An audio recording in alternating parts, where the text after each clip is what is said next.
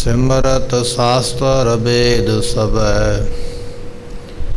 बहु भेद कहें हम एक न जन्यो। श्री असपान कृपा तुमरी कर, मैं ना कहयो सब तोहे बखान्यो।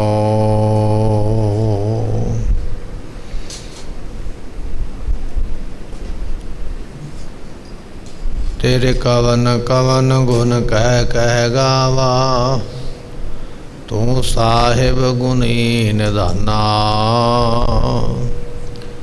तुम्हारी महिमा बरन न सको,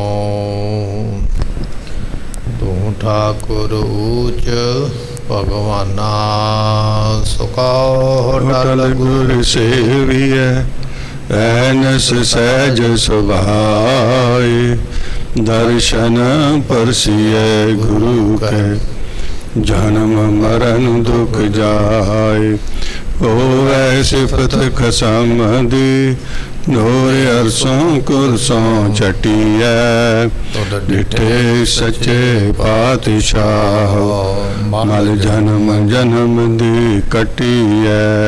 डिठे सच्चे पातशाह, जन्म जन्म दी कटिया।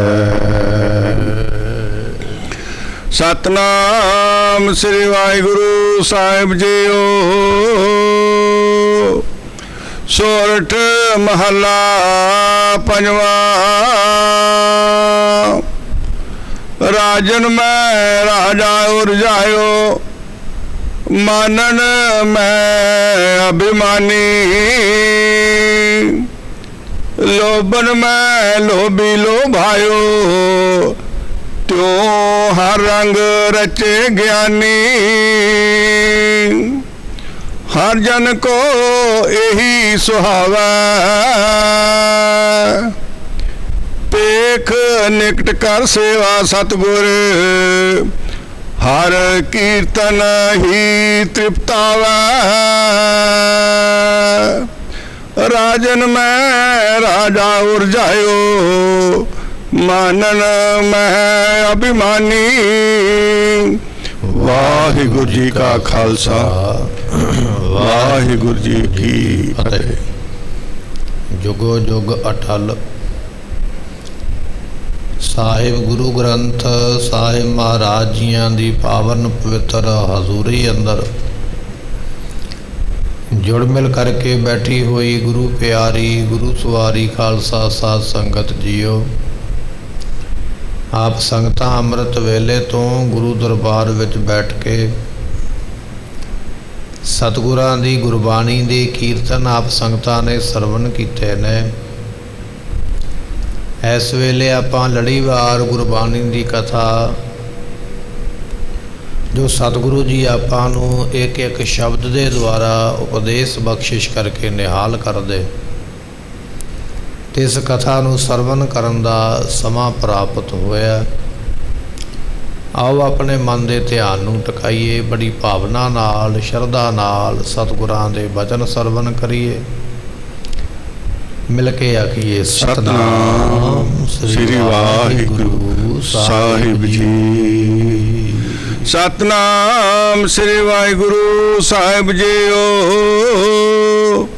सोरठ महला पंजवा। राग दे अंदर पंजवें पातशाह गुरु अर्जन देव महाराज जियां दा पवित्र उपदेश है। महला नाम ਸਰੂਪ ਦਾ ही है।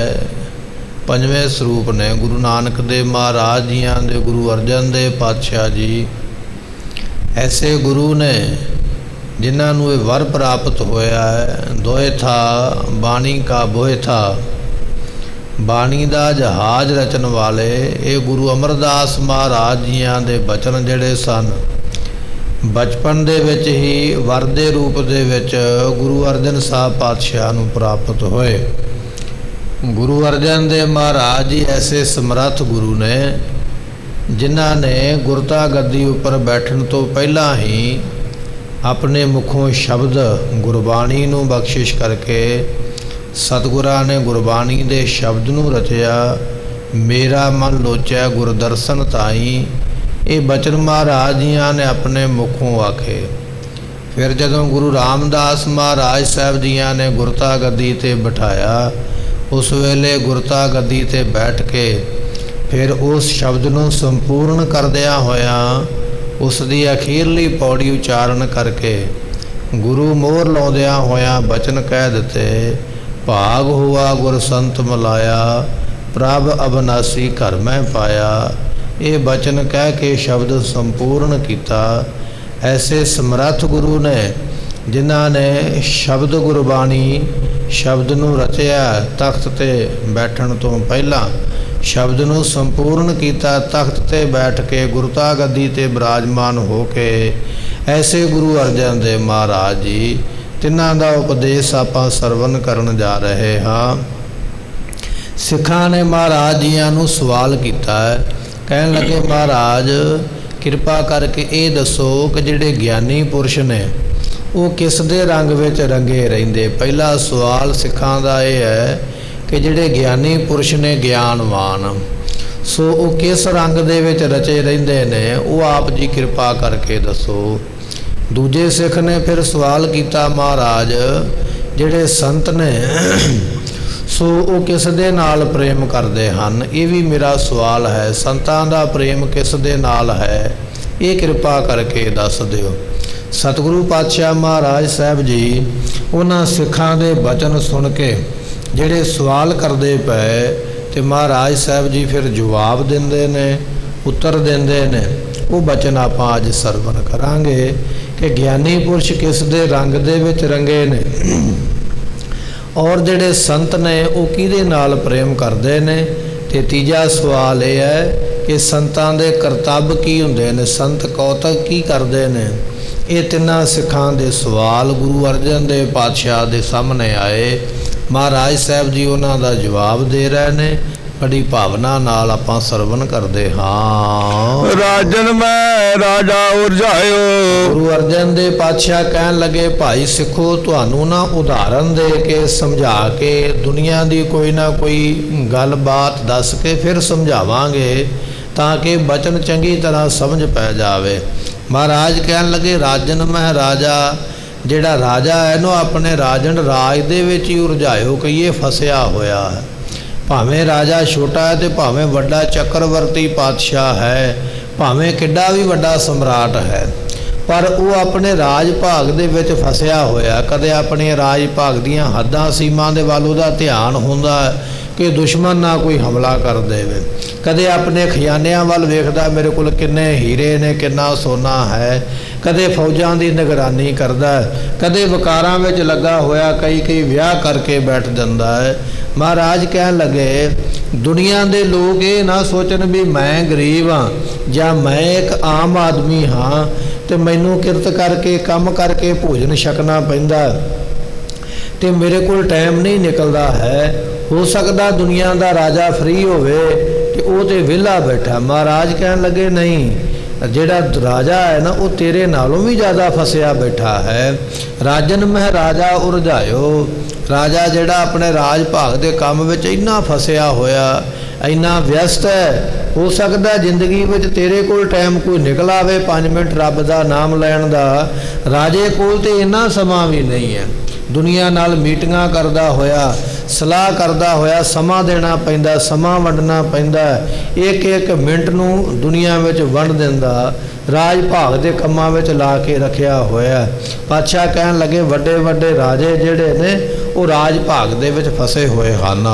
ਮਾਨਨ ਮਹਿ ਅਭਿਮਾਨੀ, ਅਭਿਮਾਨੀ ਪੁਰਸ਼ ਨੇ। ਕਈਆਂ ਨੂੰ ਹੰਕਾਰ ਹੁੰਦਾ ਨਾ ਮਨ ਵਿੱਚ, ਤੇ ਉਹਨਾਂ ਨੂੰ ਭੋਜਨ ਵੀ ਹੰਕਾਰ ਦਾ ਹੀ ਚਾਹੀਦਾ ਹੈ। ਮਾਨਨ ਮੈਂ ਅਭਿਮਾਨੀ, ਅਭਿਮਾਨੀ ਪੁਰਸ਼ ਆਪਣੇ ਮਾਨ ਵਿੱਚ ਹੀ ਫਸੇ ਹੋਏ। ਉਹ ਕਿਤੇ ਵੀ ਜਾਂਦੇ ਨੇ, ਉਹਨਾਂ ਦੀ ਸੋਚ ਇਹ ਹੁੰਦੀ ਹੈ ਕਿ ਮੈਨੂੰ ਦੁਨੀਆ ਦੇ ਲੋਕ ਵਾਹ ਵਾਹ ਕਹਿਣ, ਜੈ ਜੈਕਾਰ ਕਰਨ, ਮੇਰੇ ਨਾਮ ਦੇ ਨਾਅਰੇ ਲਾਏ ਜਾਣ, ਮੇਰੇ ਨਾਮ ਦੀ ਜੈ ਜੈਕਾਰ ਕੀਤੀ ਜਾਵੇ, ਮੈਨੂੰ ਹੋਰ ਮਾਣ ਦੀ ਫੂਕ ਛਕਾਈ ਜਾਵੇ। ਮਹਾਰਾਜ ਕਹਿਣ ਲੱਗੇ, ਮਾਨਨ ਮੈਂ ਅਭਿਮਾਨੀ, ਵੱਡੇ ਵੱਡੇ ਅਭਿਮਾਨੀ ਹੰਕਾਰੀ ਲੋਕ ਜਿਹੜੇ ਨੇ ਉਹਨਾਂ ਦਾ ਭੋਜਨ ਹੀ ਹੰਕਾਰ ਬਣ ਗਿਆ ਹੈ। ਹੰਕਾਰ ਦੇ ਭੋਜਨ ਵਿੱਚ ਹੰਕਾਰ ਵਿੱਚ ਹੀ ਫਸੇ ਹੋਏ ਉਹ ਇਸ ਤੋਂ ਬਾਹਰ ਨਹੀਂ ਨਿਕਲ ਸਕਦੇ। ਜਿਵੇਂ ਇੱਕ ਰਾਜਾ ਆਪਣੇ ਰਾਜ ਭਾਗ ਦੇ ਕੰਮਾਂ ਨਾਲ ਪ੍ਰੇਮ ਕਰਦਾ ਹੈ, ਇਸੇ ਤਰ੍ਹਾਂ ਅਭਿਮਾਨੀ ਪੁਰਸ਼ ਮਾਨ ਦੇ ਨਾਲ ਬਹੁਤਾ ਪ੍ਰੇਮ ਕਰਦਾ ਹੈ। ਲੋਭਨ ਮਹਿ ਲੋਭੀ ਲੋਭਾਇਓ। ਵੱਡੇ ਵੱਡੇ ਲੋਭੀ ਪੁਰਸ਼ ਜਿਹੜੇ ਨੇ ਉਹ ਲੋਭ ਦੇ ਵਿੱਚ ਲੋਭਾਇਮਾਨ ਹੋ ਰਹੇ। ਜਿੰਨੇ ਮਰਜ਼ੀ ਪਦਾਰਥ ਆ ਜਾਣ, ਜਿੰਨੀਆਂ ਮਰਜ਼ੀ ਵਸਤੂਆਂ ਆ ਜਾਣ, ਉਹਨਾਂ ਦਾ ਲੋਭ ਕਦੇ ਖਤਮ ਨਹੀਂ ਹੁੰਦਾ ਹੈ। ਲੋਭੀ ਪੁਰਸ਼ ਦੀ ਅਵਸਥਾ ਜਿਹੜੀ ਹੈ ਉਹ ਕੁੱਤੇ ਦੇ ਵਰਗੀ ਹੈ। ਭਾਵੇਂ ਆਪਣੇ ਕੋਲ ਕਿੰਨਾ ਵੀ ਭੋਜਨ ਪਦਾਰਥ ਧਨ ਕਿਉਂ ਨਾ ਹੋਵੇ, ਪਰ ਦੂਜੇ ਦੇ ਵੱਲ ਵੇਖ ਕੇ ਜਰਦਾ ਨਹੀਂ ਹੈ, ਦੂਜੇ ਕੋਲੋਂ ਖੋਹਣ ਦਾ ਯਤਨ ਕਰਦਾ ਹੈ। ਜਿਵੇਂ ਕਹਿਣ ਲੱਗੇ ਕੁੱਤੇ ਨੇ ਮੂੰਹ ਦੇ ਵਿੱਚ ਰੋਟੀ ਪਾਈ ਹੋਈ ਹੈ, ਨਦੀ ਪਾਰ ਕਰਦਾ ਪਿਆ ਹੈ, ਨਦੀ ਵਿੱਚ ਆਪਣਾ ਪਰਛਾਵਾਂ ਵੇਖ ਕੇ ਲੋਭ ਆ ਗਿਆ, ਮੇਰੇ ਕੋਲ ਇੱਕ ਰੋਟੀ ਤੇ ਹੈ, ਇਹ ਜਿਹੜਾ ਦੂਜਾ ਕੁੱਤਾ ਦਿਸਦਾ ਪਿਆ ਕਿਉਂ ਨਾ ਹੋਵੇ ਇਹਦੀ ਵੀ ਰੋਟੀ ਖੋਹ ਲਈ ਜਾਵੇ, ਮੇਰੇ ਕੋਲ ਦੋ ਹੋ ਜਾਣਗੀਆਂ। ਇਹ ਲੋਭ ਸੋਚ ਕੇ ਜਦੋਂ ਕੁੱਤਾ ਭੌਂਕਿਆ, ਜਿਹੜੀ ਮੂੰਹ ਵਾਲੀ ਸੀ ਉਹ ਵੀ ਮੂੰਹ ਚੋਂ ਡਿੱਗ ਪਈ ਤੇ ਪਾਣੀ ਵਿੱਚ ਰੁੜ ਗਈ। ਹੋਰ ਕੀ ਮਿਲਣੀ, ਆਪਣੀ ਵੀ ਉਹ ਗਵਾ ਬੈਠਾ। ਪਾਤਸ਼ਾਹ ਕਹਿਣ ਲੱਗੇ ਲੋਭੀ ਪੁਰਸ਼ਾਂ ਦੀ ਹਾਲਤ ਕੁੱਤੇ ਵਰਗੀ ਹੈ। ਆਪਣੇ ਕੋਲ ਧਨ ਪਦਾਰਥ ਜਿੰਨਾ ਮਰਜ਼ੀ ਹੋਵੇ, ਪਰ ਦੂਜੇ ਦਾ ਖੋਹਣ ਦਾ ਯਤਨ ਹਰ ਵੇਲੇ ਕਰਦਾ ਹੈ। ਸਤਿਗੁਰੂ ਪਾਤਸ਼ਾਹ ਕਹਿਣ ਲੱਗੇ ਭਾਈ ਬਚਨ ਇਹ ਹੈ ਕਿ ਜਿਹੜੇ ਲੋਭੀ ਪੁਰਸ਼ ਨੇ, ਲੋਭਣ ਮੈਂ ਲੋਭੀ ਲੋਭਾਇਓ। ਲੋਭੀ ਪੁਰਸ਼ ਲੋਭ ਦੇ ਵਿੱਚ ਪਦਾਰਥਾਂ ਵਿੱਚ ਲੋਭਾਇਮਾਨ ਹੋ ਰਹੇ ਹਨ। ਤਿਉ ਹਰ ਰੰਗ ਰਚੇ ਗਿਆਨੀ। ਇਸ ਤਰ੍ਹਾਂ ਰੱਬ ਦੇ ਜਿਹੜੇ ਗਿਆਨੀ ਪੁਰਸ਼ ਨੇ ਉਹ ਰੱਬ ਦੇ ਰੰਗ ਦੇ ਵਿੱਚ ਪ੍ਰੇਮ ਦੇ ਵਿੱਚ ਰਚੇ ਹੋਏ। ਸਿੱਖਾਂ ਨੇ ਸਵਾਲ ਕੀਤਾ ਨਾ, ਆਪਾਂ ਕਥਾ ਸ਼ੁਰੂ ਕਰਨ ਵੇਲੇ ਸਿੱਖਾਂ ਦਾ ਸਵਾਲ ਇਹ ਸੀ ਵੀ ਰੱਬ ਦੇ ਜਿਹੜੇ ਗਿਆਨੀ ਪੁਰਸ਼ ਨੇ ਉਹ ਕਿਹਦੇ ਰੰਗ ਵਿੱਚ ਰੰਗੇ ਹੋਏ। ਤੇ ਮਹਾਰਾਜ ਨੇ ਫਿਰ ਉਦਾਹਰਨ ਦਿੱਤੀ, ਕਹਿਣ ਲੱਗੇ ਜਿਵੇਂ ਰਾਜਾ ਆਪਣੇ ਰਾਜ ਭਾਗ ਦੇ ਕੰਮਾਂ ਵਿੱਚ ਫਸਿਆ ਬੈਠਾ ਹੈ, ਰਾਜ ਭਾਗ ਦੇ ਕੰਮਾਂ ਵਿੱਚ ਹੀ ਪ੍ਰੇਮ ਕਰਦਾ ਹੈ, ਉਹਦਾ ਕੁਰਸੀ ਛੱਡਣ ਨੂੰ ਜੀ ਨਹੀਂ ਕਰਦਾ ਹੈ। ਜਿਵੇਂ ਰਾਜਾ ਰਾਜ ਦੇ ਕੰਮਾਂ ਵਿੱਚ ਪ੍ਰੇਮ ਕਰਦਾ ਹੈ, ਅਭਿਮਾਨੀ ਪੁਰਸ਼ ਮਾਨ ਦੇ ਵਿੱਚ ਪ੍ਰੇਮ ਕਰਦਾ ਹੈ। ਜਿਵੇਂ ਲੋਭੀ ਪੁਰਸ਼ ਲੋਭ ਦੇ ਵਿੱਚ ਪ੍ਰੇਮ ਕਰਦਾ, ਲੋਭ ਨੂੰ ਛੱਡ ਨਹੀਂ ਸਕਦਾ। ਪਾਤਸ਼ਾਹ ਕਹਿਣ ਲੱਗੇ ਭਾਈ ਇਸੇ ਤਰ੍ਹਾਂ ਤਿਉ ਹਰ ਰੰਗ ਰਚੇ ਗਿਆਨੀ। ਜਿਹੜੇ ਗਿਆਨੀ ਨੇ ਨਾ, ਗਿਆਨਵਾਨ ਪੁਰਸ਼, ਉਹ ਇਸੇ ਤਰ੍ਹਾਂ ਰੱਬ ਦੇ ਪ੍ਰੇਮ ਦੇ ਵਿੱਚ ਰੰਗੇ ਹੋਏ ਨੇ। ਉਹ ਰੱਬ ਦੇ ਪ੍ਰੇਮ ਨੂੰ ਨਹੀਂ ਛੱਡ ਸਕਦੇ। ਮਹਾਰਾਜ ਜੀਆਂ ਦਾ ਬਚਨ, ਭੈ ਕਾਹੂ ਕੋ ਦੇਤ ਨੈ ਭੈ ਮਾਨ ਧਿਆਨ, ਕਹੋ ਨਾਨਕ ਸੁੰਦਰੇ ਮਨਾ ਗਿਆਨੀ ਤਾਹੇ ਬਖਾਨ। ਗਿਆਨੀ ਉਹ ਹੈ ਜਿਹੜਾ ਕਿਸੇ ਨੂੰ ਡਰ ਨਹੀਂ ਦਿੰਦਾ। ਗਿਆਨੀ ਉਹ ਹੈ ਜਿਹੜਾ ਕਿਸੇ ਕੋਲੋਂ ਡਰਦਾ ਨਹੀਂ। ਜਿਹੜੇ ਇਹੋ ਜਿਹੇ ਗਿਆਨੀ ਨੇ, ਮਹਾਰਾਜ ਕਹਿਣ ਲੱਗੇ ਤਿਉ ਹਰ ਰੰਗ ਰਚੇ ਗਿਆਨੀ। ਉਹ ਗਿਆਨੀ ਜਿਹੜੇ ਨੇ ਰੱਬ ਦੇ ਰੰਗ ਦੇ ਵਿੱਚ, ਪ੍ਰੇਮ ਦੇ ਵਿੱਚ ਰਚੇ ਹੋਏ, ਪ੍ਰੇਮ ਦੇ ਵਿੱਚ ਮਿਲੇ ਹੋਏ। ਸਿੱਖਾਂ ਦੇ ਪਹਿਲੇ ਸਵਾਲ ਦਾ ਜਵਾਬ ਇਹ ਦਿੱਤਾ ਕਿ ਰੱਬ ਦੇ ਗਿਆਨੀ ਜਿਹੜੇ ਨੇ ਉਹ ਪਰਮੇਸ਼ਰ ਦੇ ਪ੍ਰੇਮ ਦੇ ਵਿੱਚ ਹਰ ਵੇਲੇ ਰੰਗੇ ਰਹਿੰਦੇ ਹਨ। ਹਰ ਜਨ ਕੋ ਇਹੀ ਸੁਭਾਵ ਹੈ। ਰੱਬ ਦੇ ਭਗਤ ਨੇ ਨਾ ਗੁਰਮੁਖੋ, ਉਹਨਾਂ ਨੂੰ ਸ਼ੋਭਾ ਵੀ ਇਹੋ ਕੰਮ ਹੀ ਦਿੰਦਾ ਹੈ। ਹੁਣ ਜੇ ਰੱਬ ਦਾ ਭਗਤ ਜਾ ਕੇ ਵੇਸਵਾ ਦੇ ਘਰੇ ਬੈਠਾ ਰਵੇ, ਵੇਸਵਾ ਦਾ ਨਾਚ ਵੇਖਦਾ ਰਵੇ, ਕੁਕਰਮ ਕਰਦਾ ਰਵੇ, ਚੋਰੀਆਂ ਕਰਦਾ ਰਵੇ, ਤੇ ਰੱਬ ਦੇ ਭਗਤ ਨੂੰ ਇਹ ਗੱਲਾਂ ਸ਼ੋਭਾ ਵੀ ਨਹੀਂ ਪਾਉਂਦੀਆਂ ਹਨ, ਕਲੰਕਿਤ ਕਰ ਦਿੰਦੀਆਂ, ਦਾਗ ਲੱਗ ਜਾਂਦੇ। ਮਹਾਰਾਜ ਕਹਿਣ ਲੱਗੇ ਹਰ ਜਨ ਕੋ ਇਹੀ ਸੁਹਾਵੈ। ਰੱਬ ਦੇ ਭਗਤਾਂ ਨੂੰ ਸ਼ੋਭਾ ਵੀ ਇਹੋ ਚੀਜ਼ ਹੀ ਦਿੰਦੀ ਹੈ ਵੀ ਉਹ ਰੱਬ ਦੇ ਰੰਗ ਦੇ ਵਿੱਚ, ਨਾਮ ਦੇ ਵਿੱਚ ਰਚੇ ਰਹਿਣ, ਬੰਦਗੀ ਕਰਦੇ ਰਹਿਣ। ਇਹ ਗੱਲ ਉਹਨਾਂ ਨੂੰ ਸ਼ੋਭਾ ਦਿੰਦੀ ਹੈ। ਵੇਖ ਨਿਕਟ ਕਰ ਸੇਵਾ ਸਤਿਗੁਰ। ਉਹਨਾਂ ਦੀ ਬਿਰਤੀ ਗੁਰਮੁਖੋ ਇਹ ਹੋ ਜਾਂਦੀ ਹੈ, ਆਪਾਂ ਇਹ ਸੋਚਦੇ ਵੀ ਉਹ ਪਾਪ ਤੋਂ ਕਿਉਂ ਬਚੇ ਨੇ, ਅਸੀਂ ਕਿਉਂ ਨਹੀਂ ਬਚ ਪਾਏ। ਸਾਨੂੰ ਮੌਕਾ ਮਿਲੇ ਤੇ ਝੱਟ ਅਸੀਂ ਪਾਪ ਨੂੰ ਕਰਨ ਦਾ ਯਤਨ ਕਰ ਲੈਂਦੇ ਹਾਂ। ਮਹਾਰਾਜ ਰੱਬ ਦੇ ਭਗਤ ਪਾਪ ਤੋਂ ਕਿਉਂ ਬਚ ਜਾਂਦੇ ਔਰ ਰੱਬ ਦੀ ਬੰਦਗੀ ਵਾਲੇ ਪਾਸੇ ਕਿਉਂ ਲੱਗੇ ਰਹਿੰਦੇ। ਸਾਹਿਬ ਗੁਰੂ ਅਰਜਨ ਦੇਵ ਮਹਾਰਾਜ ਕਹਿਣ ਲੱਗੇ ਪੇਖ ਨਿਕਟ, ਉਹ ਰੱਬ ਨੂੰ ਨੇੜੇ ਵੇਖਦੇ ਨੇ, ਸਦ ਸੁਣਦਾ, ਸਦ ਵੇਖਦਾ। ਉਹਨਾਂ ਦੀ ਅਵਸਥਾ ਬਣ ਜਾਂਦੀ ਹੈ ਕਿ ਮੈਂ ਜੇ ਪਾਪ ਕਰਾਂਗਾ ਤੇ ਪ੍ਰਮਾਤਮਾ ਮੈਨੂੰ ਵੇਖਦਾ ਪਿਆ। ਰੱਬ ਨੂੰ ਨੇੜੇ ਜਾਣ ਕੇ ਵੀ ਮੈਨੂੰ ਵੇਖਦਾ, ਤਾਂ ਉਹ ਪਾਪ ਨਹੀਂ ਕਰਦੇ, ਤਾਂ ਉਹ ਰੱਬ ਦੀ ਬੰਦਗੀ ਕਰਦੇ। ਕਰ ਸੇਵਾ ਸਤਿਗੁਰ, ਫਿਰ ਆਪਣੇ ਪੂਰੇ ਸਤਿਗੁਰੂ ਦੀ ਸੇਵਾ ਵਿੱਚ ਉਹ ਲੱਗੇ ਰਹਿੰਦੇ। ਤਨ ਕਰਕੇ, ਮਨ ਕਰਕੇ, ਧਨ ਕਰਕੇ ਸੇਵਾ ਵਿੱਚ ਲੱਗ ਜਾਂਦੇ, ਪ੍ਰਾਪਤੀ ਕਰ ਲੈਂਦੇ। ਜਿਵੇਂ ਭਾਈ ਸਾਹਿਬ ਭਾਈ ਲਹਿਣਾ ਜੀਆਂ ਨੇ ਗੁਰੂ ਨਾਨਕ ਸਾਹਿਬ ਪਾਤਸ਼ਾਹ ਦੀ ਸੇਵਾ ਕੀਤੀ ਹੈ, ਜਿਵੇਂ ਮਹਾਨ ਗੁਰਸਿੱਖ ਬਾਬਾ ਬੁੱਢਾ ਸਾਹਿਬ ਜੀਆਂ ਨੇ ਗੁਰੂ ਘਰ ਦੀ ਸੇਵਾ ਕੀਤੀ ਹੈ। ਕਹਿਣ ਲੱਗੇ ਇਸੇ ਤਰ੍ਹਾਂ ਉਹ ਗੁਰਸਿੱਖ ਗੁਰੂ ਕੇ ਪਿਆਰੇ ਗੁਰੂ ਦੀ ਸੇਵਾ ਵਿੱਚ ਲੱਗ ਜਾਂਦੇ ਹਨ। ਹਰ ਕੀਰਤਨ ਹੀ ਤ੍ਰਿਪਤਾਵਾ, ਉਹਨਾਂ ਦਾ ਭੋਜਨ ਰੱਬ ਦੀ ਕੀਰਤੀ ਹੈ। ਜਿਵੇਂ ਸਾਡੇ ਵਾਸਤੇ ਦੁਨੀਆ ਦੇ ਪਦਾਰਥ ਅਸੀਂ ਖਾਂਦੇ ਹਾਂ ਨਾ, ਭੁੱਖ ਲੱਗਦੀ ਹੈ ਤੇ ਅੰਨ ਅਸੀਂ ਮੂੰਹ ਵਿੱਚ ਪਾਉਂਦੇ ਹਾਂ। ਕਹਿਣ ਲੱਗੇ ਰੱਬ ਦੇ ਪਿਆਰਿਆਂ ਦਾ ਭੋਜਨ ਤੇ ਹੈ ਹੀ ਪਰਮਾਤਮਾ ਦਾ ਨਾਮ। ਉਹ ਰੱਬ ਦੇ ਨਾਮ ਦਾ ਭੋਜਨ ਕਰਦੇ ਹਰ ਵੇਲੇ। ਮਨ ਮਹਿ ਚਿਤਵੋ ਚਿਤਮਨੀ ਉਦਮ ਕਰੋ ਉਠ ਨੀਤ, ਹਰ ਕੀਰਤਨ ਕਾ ਆਹਰੋ ਹਰ ਦੇਹੋ ਨਾਨਕ ਕੇ ਮੀਤ। ਇਹ ਬਚਨ ਗੁਰਬਾਣੀ ਵਿੱਚ ਉਹਨਾਂ ਦੇ ਪਰਥਾਏ ਲਿਖਿਆ। ਉਹ ਮਨ ਦੇ ਵਿੱਚ ਚਿਤਵਨੀਆਂ ਵੀ ਇਹੋ ਹੀ ਸੋਚਦੇ ਰਹਿੰਦੇ। ਜਿਵੇਂ ਅਸੀਂ ਇੱਥੇ ਬੈਠੇ ਹਨ, ਸਾਡੇ ਮਨ ਵਿੱਚ ਘਰ ਦੇ ਖਿਆਲ ਆਉਂਦੇ, ਘਰ ਦੀਆਂ ਚਿਤਵਨੀਆਂ ਆਉਂਦੀਆਂ ਪਈਆਂ, ਮੈਂ ਇਹ ਕੰਮ ਕੀਤਾ, ਮੈਂ ਇਹ ਕੰਮ ਕਰਾਂਗਾ। ਅਸੀਂ ਦੁਨੀਆ ਬਾਰੇ, ਦੁਨੀਆ ਦੇ ਪਦਾਰਥਾਂ ਬਾਰੇ, ਦੁਨੀਆ ਦੀਆਂ ਵਸਤੂਆਂ ਬਾਰੇ ਸੋਚਦੇ ਹਾਂ। ਕਹਿਣ ਲੱਗੇ ਇਸੇ ਤਰ੍ਹਾਂ ਰੱਬ ਦੇ ਪਿਆਰੇ ਜਦੋਂ ਵੀ ਕਿਤੇ ਬੈਠਦੇ, ਮਨ ਮਹਿ ਚਿਤਵੋ ਚਿਤਵਨੀ ਉਦਮ ਕਰੋ ਉਠ ਨੀਤ। ਉਹ ਰੱਬ ਦੀ ਪ੍ਰਾਪਤੀ ਦਾ ਉਦਮ ਇਹ ਸੋਚਦੇ ਰਹਿੰਦੇ ਹਰ ਵੇਲੇ, ਕਿਹੜਾ ਯਤਨ ਕਰੀਏ, ਕਿਹੜਾ ਸ਼ੁਭ ਕਰਮ ਕਰੀਏ ਪਰਮਾਤਮਾ ਮਿਲੇ। ਹਰ ਕੀਰਤਨ ਕਾ ਆਹਾਰੋ, ਉਹਨਾਂ ਦਾ ਭੋਜਨ ਪਰਮਾਤਮਾ ਦੀ ਕੀਰਤੀ ਹੈ, ਪਰਮਾਤਮਾ ਦੀ ਵਡਿਆਈ ਹੈ। ਤੇ ਉਹ ਇਹ ਬੇਨਤੀ ਵੀ ਕਰਦੇ ਨੇ, ਹਰ ਦੇਹੋ ਨਾਨਕ ਕੇ ਮੀਤ। ਹੈ ਪਰਮਾਤਮਾ, ਜਿਵੇਂ ਤੂੰ ਆਪਣੇ ਮਿੱਤਰਾਂ ਭਗਤਾਂ ਗੁਰਮੁਖਾਂ ਨੂੰ ਨਾਮ ਦਾ ਭੋਜਨ ਬਖਸ਼ਿਸ਼ ਕੀਤਾ ਹੈ, ਇਸੇ ਤਰ੍ਹਾਂ ਸਾਨੂੰ ਵੀ ਨਾਮ ਦਾ ਭੋਜਨ ਦੇ। ਕਿਉਂਕਿ ਉਹਨਾਂ ਦੇ ਮਨ ਦੀ ਚਿਤਵਨੀ ਇਹ ਹੈ ਵੀ ਪਰਮਾਤਮਾ ਦੇ ਨਾਮ ਦਾ ਭੋਜਨ ਮਿਲੇ। ਗੁਰੂ ਅਰਜਨ ਦੇਵ ਪਾਤਸ਼ਾਹ ਮਹਾਰਾਜ ਕਹਿਣ ਲੱਗੇ ਹਰ ਕੀਰਤਨ ਹੀ ਤ੍ਰਿਪਤਾਵੈ। ਜਿਵੇਂ ਸਾਨੂੰ ਭੁੱਖ ਲੱਗਦੀ ਹੈ, ਅਸੀਂ ਅੰਨ ਛਕਦੇ ਹਾਂ ਪਰ ਤ੍ਰਿਪਤ ਨਹੀਂ ਹੁੰਦੇ, ਕੇਵਲ ਰੱਜਦੇ ਹਾਂ ਵੀ ਸਵੇਰੇ ਭੋਜਨ ਛਕ ਲਿਆ ਤੇ ਦੁਪਹਿਰ ਤੱਕ ਰੱਜੇ ਰਵਾਂਗੇ, ਦੁਪਹਿਰ ਤੋਂ ਬਾਅਦ ਫਿਰ ਭੁੱਖ ਲੱਗ ਜਾਂਦੀ ਹੈ। ਪਰ ਜਿਹੜੇ ਗੁਰਮੁਖ ਨੇ, ਮਹਾਰਾਜ ਕਹਿਣ ਲੱਗੇ ਇੰਨੇ ਤ੍ਰਿਪਤ ਹੋ ਜਾਂਦੇ, ਉਹਨਾਂ ਨੂੰ ਫਿਰ ਦੁਨੀਆ ਦੀ ਭੁੱਖ ਰਹਿ ਹੀ ਨਹੀਂ ਜਾਂਦੀ ਹੈ, ਸਾਰੀਆਂ ਭੁੱਖਾਂ ਖਤਮ ਹੋ ਜਾਂਦੀਆਂ, ਐਸੀਆਂ ਦਾਤਾਂ ਪ੍ਰਾਪਤ ਹੁੰਦੀਆਂ ਹਨ। ਰਾਉ ਅਮਲ ਸੋ ਅਮਲੀ ਲਪਟਾਇਓ ਭੂਮਨ ਭੂਮ ਪਿਆਰੀ। ਗੁਰੂ ਅਰਜਨ ਦੇਵ ਪਾਤਸ਼ਾਹ ਨੂੰ ਦੂਜਾ ਸਵਾਲ ਸਿੱਖਾਂ ਨੇ ਇਹ ਕੀਤਾ ਸੀ ਵੀ ਮਹਾਰਾਜ ਸੰਤ ਜਿਹੜੇ ਨੇ ਉਹ ਕੀ ਕਰਦੇ ਨੇ, ਸੰਤਾਂ ਦਾ ਪ੍ਰੇਮ ਕਿਸ ਦੇ ਨਾਲ ਹੈ। ਤੇ ਸਤਿਗੁਰੂ ਪਾਤਸ਼ਾਹ ਜੀ ਫਿਰ ਇਹ ਵੀ ਇੱਕ ਉਦਾਹਰਨ ਦੇ ਕੇ ਸਮਝਾਉਣ ਲੱਗੇ। ਕਹਿਣ ਲੱਗੇ ਅਮਲਨ ਸਿਓ, ਅਮਲਨ ਤੋਂ ਭਾਵ ਹੈ ਦੁਨੀਆ ਦੇ ਨਸ਼ੇ। ਦੁਨੀਆ ਦੇ ਨਸ਼ਿਆਂ ਵਿੱਚ ਜਿਹੜੇ ਨਸ਼ਈ ਪੁਰਸ਼ ਨੇ ਉਹ ਫਸੇ ਹੋਏ ਨੇ। ਜਿਹੜਾ ਅਮਲੀ ਹੈ ਨਾ, ਅਮਲ ਖਾਣ ਵਾਲਾ, ਉਹਨੂੰ ਅਮਲ ਹੀ ਚੰਗਾ ਲੱਗਦਾ ਹੈ। ਇੱਕ ਪਾਸੇ ਸੋਨਾ ਪਿਆ ਹੋਇਆ, ਧਨ ਪਿਆ ਹੋਇਆ, ਇੱਕ ਪਾਸੇ ਉਹਦਾ ਖਾਣ ਵਾਲਾ ਅਮਲ ਪਿਆ ਹੋਇਆ। ਅਮਲੀ ਪੁਰਸ਼ ਭੱਜ ਕੇ ਅਮਲ ਨੂੰ ਹੀ ਹੱਥ ਪਾਏਗਾ ਵੀ ਇਹਦੇ ਨਾਲ ਮੇਰੀ ਜ਼ਿੰਦਗੀ ਹੈ। ਜਿਹੜਾ ਅਮਲੀ ਪੁਰਸ਼ ਹੈ ਨਾ, ਉਹਦੀ ਜ਼ਿੰਦਗੀ ਕੇਵਲ ਆਪਣੇ ਨਸ਼ੇ ਵਾਸਤੇ ਹੈ। ਆਪਣੇ ਨਸ਼ੇ ਵਾਸਤੇ ਉਹ ਕੁਝ ਵੀ ਕਰ ਸਕਦਾ ਹੈ। ਕਿਸੇ ਦਾ ਕਤਲ ਕਰਨਾ ਪਵੇ, ਕਿਸੇ ਨੂੰ ਲੁੱਟਣਾ ਪਵੇ, ਮਾਰਨਾ ਪਵੇ, ਗੁਰੇਜ਼ ਨਹੀਂ ਕਰੇਗਾ ਬਿਲਕੁਲ ਵਾਸਤੇ। ਮਹਾਰਾਜ ਕਹਿਣ ਲੱਗੇ ਅਮਲਨ ਸਿਓ ਅਮਲੀ ਲਪਟਾਇਓ। ਦੁਨੀਆ ਦੇ ਜਿਹੜੇ ਅਮਲੀ ਨੇ, ਨਸ਼ਾ ਕਰਨ ਵਾਲੇ, ਉਹਨਾਂ ਨੂੰ ਕੇਵਲ ਆਪਣੇ ਨਸ਼ੇ ਨਾਲ ਹੀ ਪਿਆਰ ਹੈ। ਨਸ਼ਾ ਮਿਲ ਜਾਵੇ ਬਸ ਇਹਦੇ ਵਿੱਚ ਹੀ ਉਹਨਾਂ ਦੀ ਪੂਰਤੀ ਹੈ।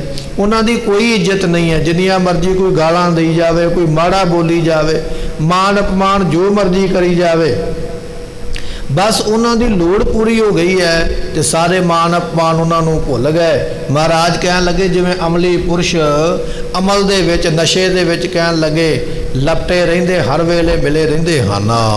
ਭੂਮਨ ਭੂਮ ਪਿਆਰੀ। ਭੂਮਨ ਜਿਹੜੇ ਜ਼ਿਮੀਂਦਾਰ ਨੇ, ਕਿਸਾਨ ਨੇ, ਖੇਤੀ ਕਰਨ ਵਾਲੇ, ਜਿਵੇਂ ਉਹਨਾਂ ਨੂੰ ਧਰਤੀ ਪਿਆਰੀ ਲੱਗਦੀ ਹੈ।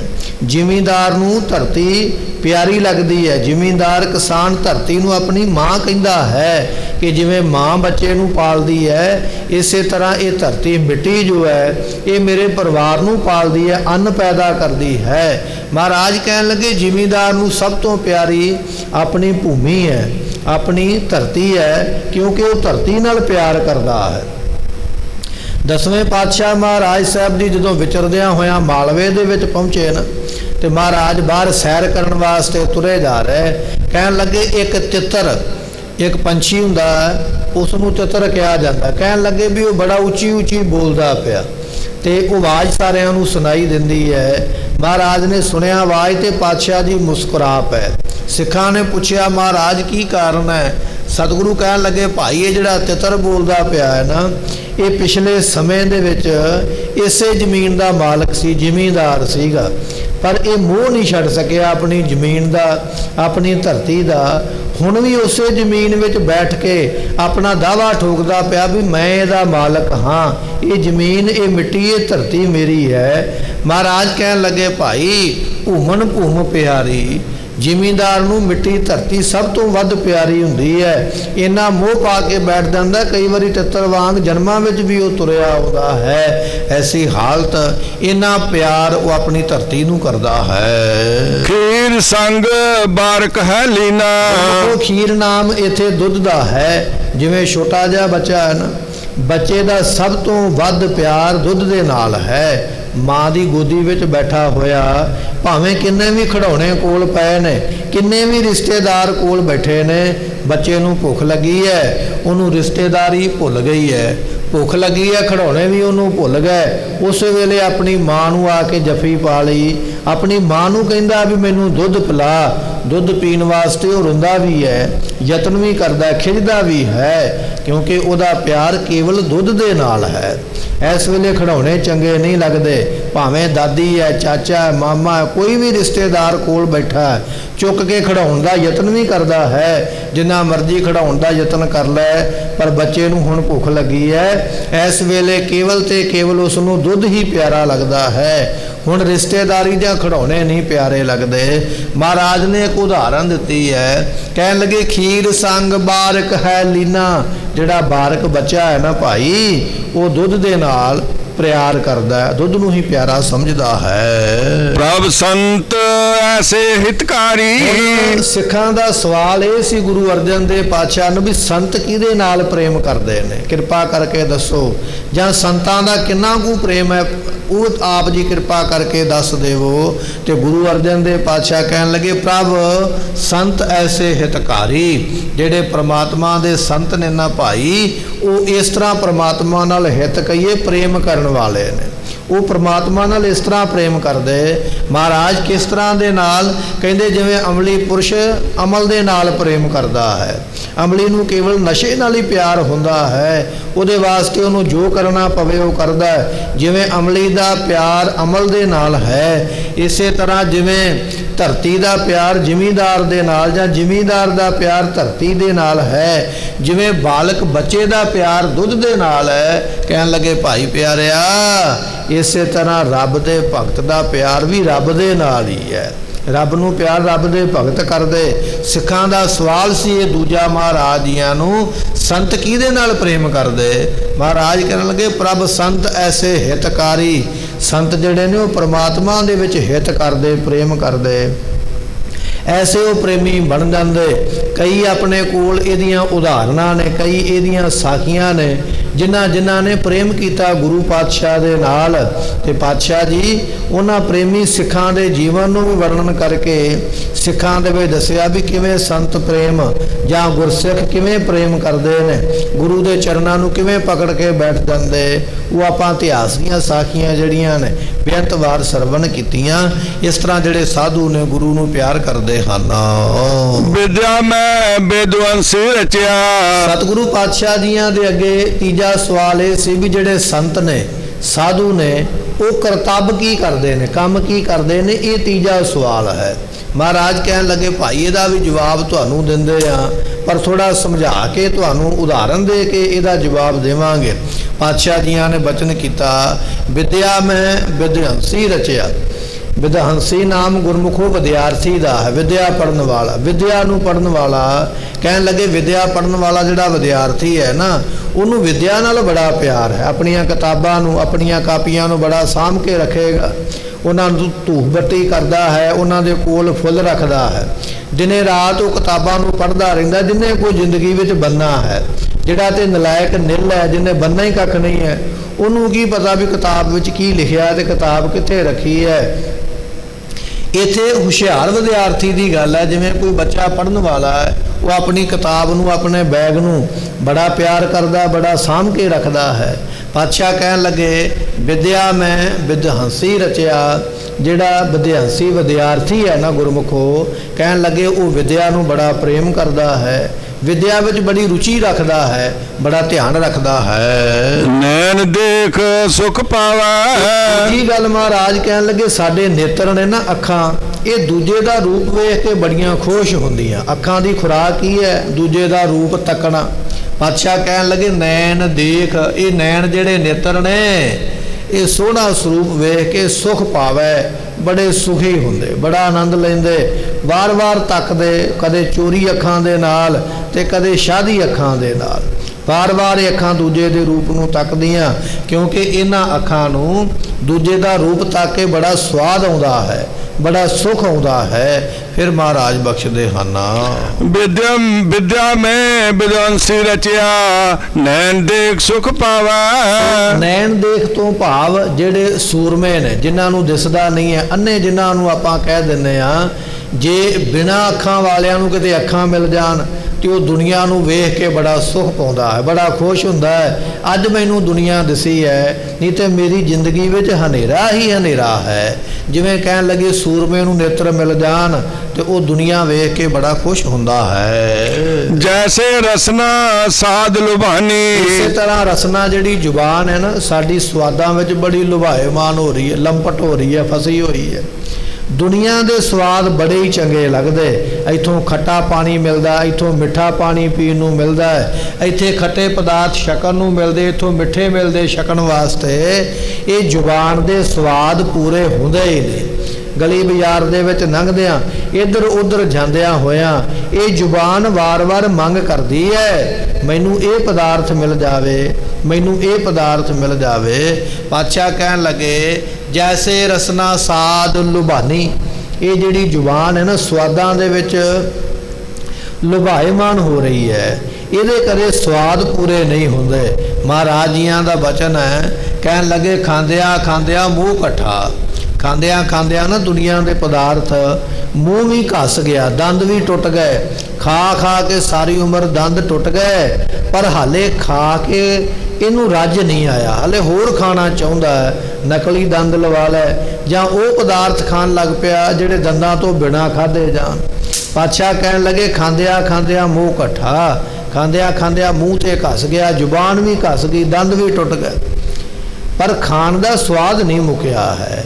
ਪੈ ਨੰਦਿਆਂ ਸਭ ਅੰਗ, ਸਰੀਰ ਦੇ ਅੰਗ ਬੁੱਢੇ ਹੋ ਗਏ, ਸਰੀਰ ਦੇ ਹੱਡ ਬੁੱਢੇ ਹੋ ਗਏ, ਪਰ ਹਾਲੇ ਪਾਉਣ ਦਾ ਸਵਾਦ ਨਹੀਂ ਗਿਆ। ਹੋਰ ਰੰਗ ਬਰੰਗੇ ਕੱਪੜੇ ਪਾਉਣੇ ਚਾਹੁੰਦਾ, ਹੋਰ ਫੈਸ਼ਨ ਕਰਨੇ ਚਾਹੁੰਦਾ ਹੈ।